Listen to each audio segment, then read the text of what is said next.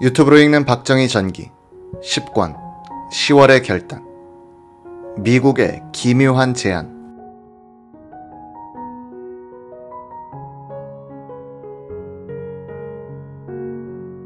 이 즈음 판문점에서는 1968년 1월 23일에 동해상에서 납북된 미국 정보원 푸에블로호 승무원들에 대한 송환 협상이 지리하게 계속되고 있었다.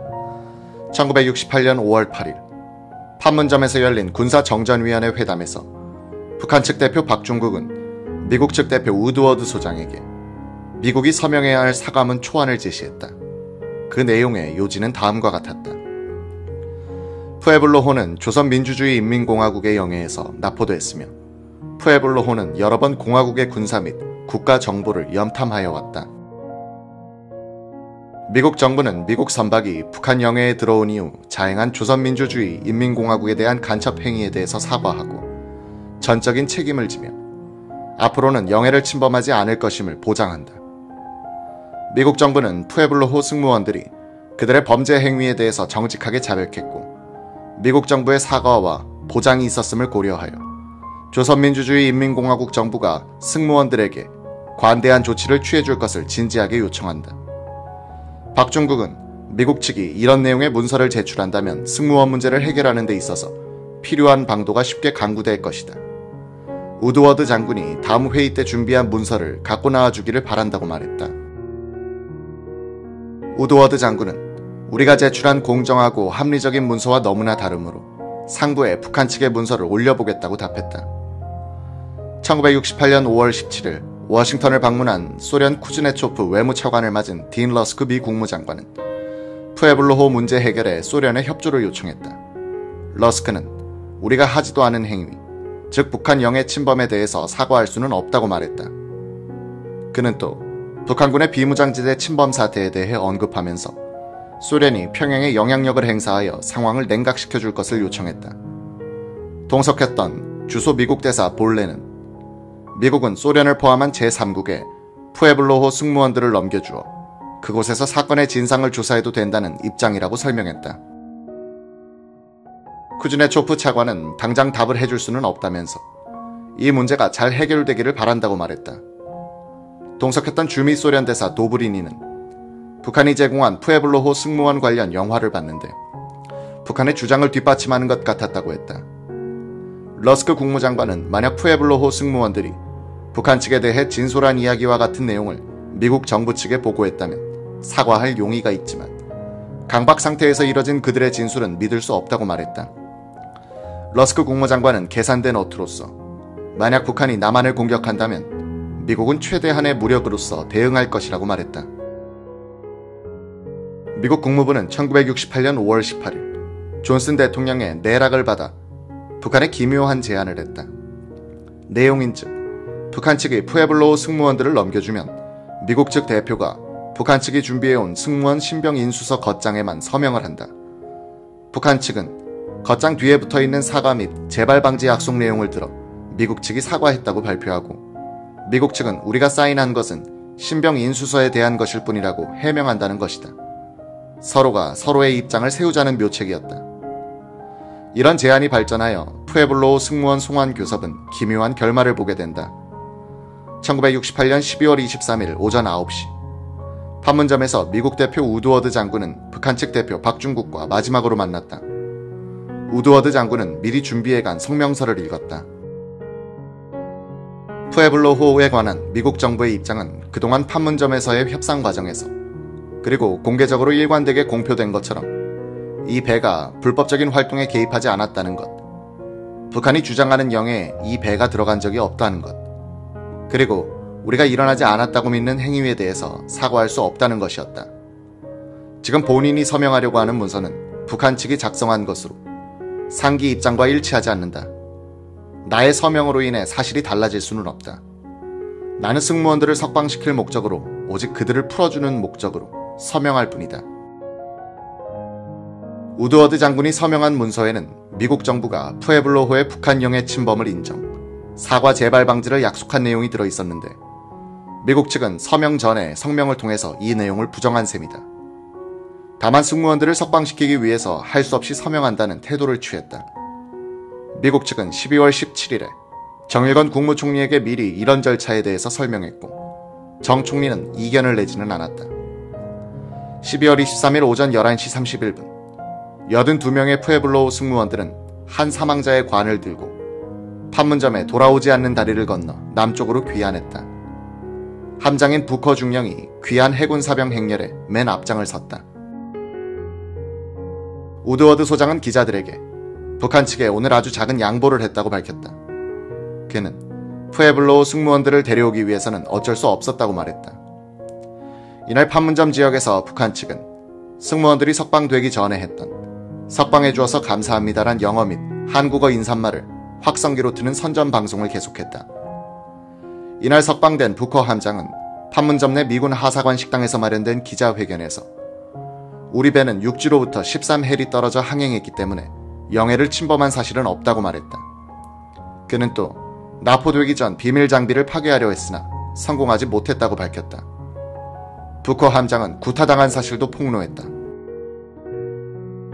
그들은 보통 주먹으로 때렸으나 가끔 곤봉으로 팼으며 축구를 잘해서 그런지 발길질로 세차게 고문하기도 했다. 나 자신은 주먹으로 입을 한 번 맞은 것을 비롯 2번 호되게 맞았다.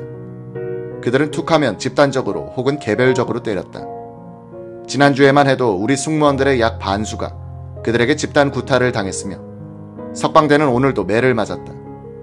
그들은 내가 알고 있는 인간과는 너무나 다른 사람들이었다. 푸에블로호 승무원들은 12월 24일에 캘리포니아주 샌디에고 미라마 해군기지로 보내졌다. 이곳에서 승무원들은 1969년 1월 10일까지 미국 정보기관으로부터 집중적인 조사를 받았다.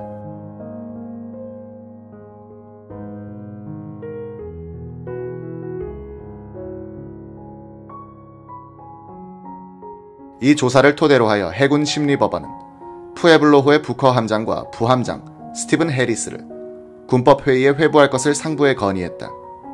혐의는 정보함을 적절히 보호하지 못한 점, 북한 측이 이 배를 북한 측 항구로 끌고 갈 때 비밀 문서와 장비들을 파괴하지 못한 점, 그렇게 하도록 승무원들을 훈련시키지 못한 점, 이 비밀 문서 및 장비들이 적의 손에 넘어가도록 한 점들이었다.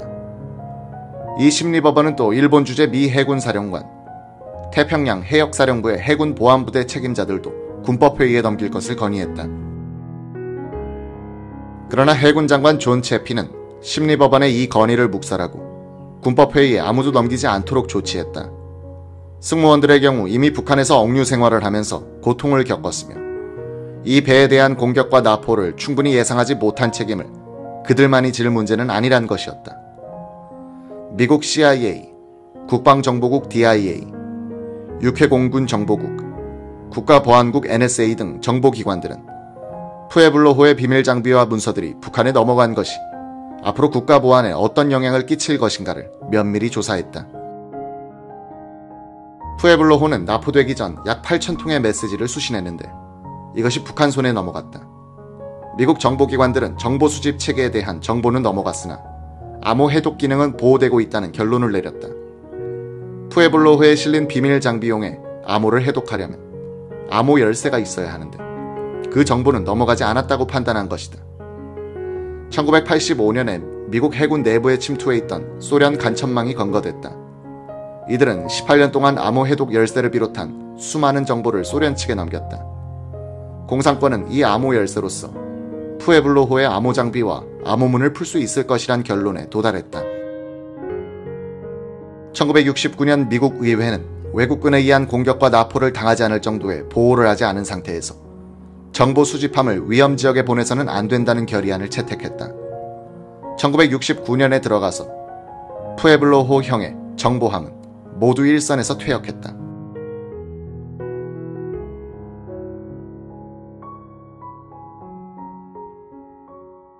1968년 11월 5일 합참 대간첩대책본부장 유근창 중장은 지난 11월 2일 밤 경북 울진군 북면의 동해안에 30명 내외로 추정되는 북괴 무장 공비가 불법 침입, 양미를 학살하는 사건이 발생하여 군경과 향토 예비군이 이들을 포위, 섬멸작전을 펴고 있다고 발표했다.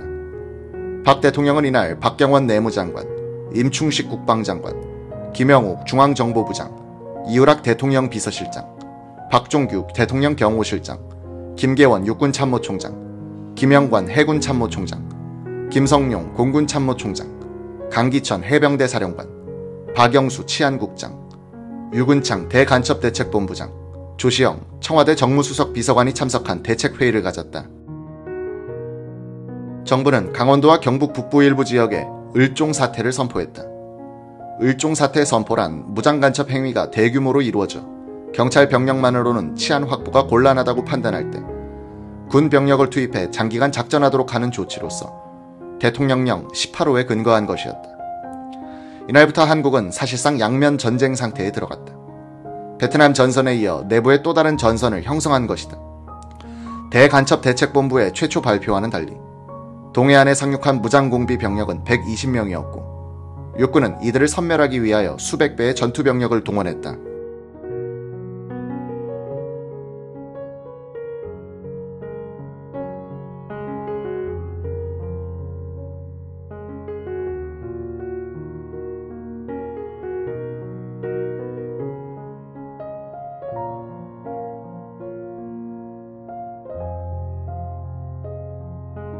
김일성은 이 게릴라 작전을 지원하기 위하여 비무장지대와 서해안에서 양동작전을 폈다.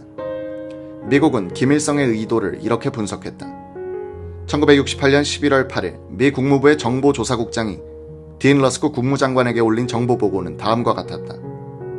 11월 1일부터 3일에 한국의 동서해안에 북한 무장병력이 침투했다. 이 사건은 올해 중단됐던 북한의 연안 침투가 재개됐음을 뜻한다. 서해안의 서산 부근에서 2명의 공비 침투가 목격됐다. 이날 늦게 이 지역을 수색하던 한국군은 무장공비 2명을 사살하고 다이너마이터를 발견했다. 2일 뒤 비무장지대에서는 일련의 총격전이 발생했다. 한 사건은 북한의 소대급 부대의 침투를 저지하기 위한 것이었다. 이 두 사건은 동해안의 허리 부분에서 감행된 상륙작전으로부터 한국군의 시선을 돌리기 위한 도발이었다. 11월 2일 저녁에 한 척의 선박이 목격됐으나 저지당하지 않고 동해안 울진 부근에 공비들을 상륙시켰다. 다음날 무장한 북한군은 백주에 작은 마을을 점령하여 주민을 모아놓고 선전선동 시간을 가졌으며 돈을 나눠주었다. 이 돈은 나중에 위조 지폐임이 밝혀졌다. 마을 사람 4명이 살해됐다. 한국군은 이 지역을 포위하고 11월 8일 현재 8명을 사살했다. 지형이 험하여 작전을 어렵게 만들고 있으나 한국군은 침투병력 전부를 소탕할 자신이 있다고 한다. 침투병력에 대해선 이설이 있다. 30명이란 설과 총 60명으로 구성된 두 팀이 상륙했다고도 한다. 이 작전은 베트남형의 게릴라전이 겨울에 가능한지를 시험하기 위한 것이라고 생각된다. 현재까지로는 동해 침투 작전이 현지 주민들로부터 전혀 협조를 받지 못했던 것으로 보인다. 이런 비협조는 남한 지역에서 게릴라전을 펴려는 북한 측의 노력에 항상 흠이 되어 왔다. 12월 16일 미국의 태평양 지역 사령관은 미 합참에 다음과 같이 보고했다. 김일성은 한국식의 베트남 전략을 남한에 대해서 실시하려는 것 같다. 처음으로 우리는 비무장지대에서의 도발과 함께 후방 지역에서의 동기의 게릴라전에 직면하고 있다. 김일성은 남한의 게릴라전의 인프라를 구축하려 한다. 나는 남한 당국이 우리의 도움을 받으면서 김일성의 도발에 효과적으로 대처할 수 있을 것으로 믿는다. 그럴수록 김일성은 더 대담한 공격을 할 것이고 이것이 남한 정부를 자극하여 일방적인 보복전에 나서게 할 가능성이 높다. 김일성은 베트남 전선에서 일어나고 있는 변화를 활용하려 할 것이다. 베트남에서 대결이 끝나고 우방 군대가 철수하여 남한의 군사력이 다시 증강된다면 김일성은 지금이 아니면 영원히 안 된다는 조급증으로 해서 한국을 혼란에 빠뜨리거나 무력으로 한반도를 통일하려고 할지 모른다. 김일성은 군사적으로 강력한 입장에 있으나 혼자 힘으로 남한을 점령할 힘은 없다. 그가 오판할 가능성도 없지 않으나 나는 그가 완전히 이성을 상실한 인간이라고 보지는 않는다. 그가 공개적인 도발을 함으로써 국가와 그 자신의 큰 타격을 가져올 위험성이 그를 자책해 할 것이라고 기대한다. 그가 적화 통일의 시간이 달아나고 있다고 생각하면 매우 위험해질 것이다. 우리는 한국 상황을 면밀하게 지켜보고 있다.